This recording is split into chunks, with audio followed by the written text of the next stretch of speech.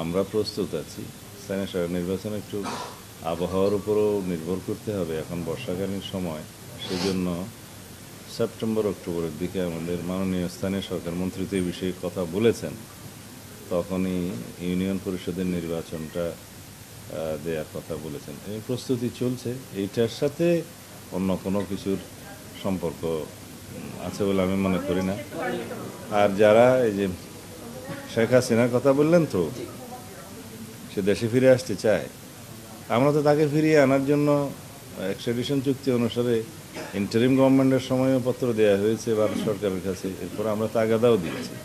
আমরা তো তাকে ফেরত চাই এবং বিচারের মুখোমুখি হোক। ইতিমধ্যে যেহেতু তিনি সাজাপ্রাপ্ত হয়েছেন, আদালতে তার আত্মসমর্পণের সুযোগ আছে কিনা সেটা আইনজ্ঞরাই বলবেন। তবে সাজাপ্রাপ্ত আসামি হিসাবে দেশে ফিরলে তাকে গ্রেফতার করা হবে এবং রায় কার্যকরের ব্যবস্থা নেওয়া হবে। যদি আপিল করার কোনো সুযোগ থাকে সেটা আইন আদালত বুঝবে, তখন আপিলের সুযোগ থাকলে আপিল হবে। আমাদের কাছে প্রত্যাবর্তনের যে ঘোষণা ওখান থেকে মাঝে মাঝে দিচ্ছে, তো সেটা তো কীভাবে দিচ্ছে জানি না। আমরা তো তাকে আইনানুগভাবে ফেরত চাই।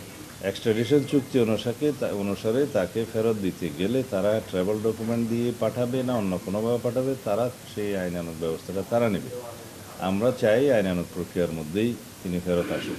হুজুগে কিছু মানুষ আমাদের ধর্মীয় সেন্টিমেন্টকে কাজে লাগিয়ে এগুলো হয়তো করার চেষ্টা করছে।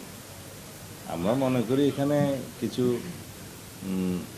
সংগঠন আছে, তারা, আমরা ইংরেজিতে বলি যে এরা হয়তো এক্সট্রিমিস্ট, কিন্তু আমরা মনে করি না দেশে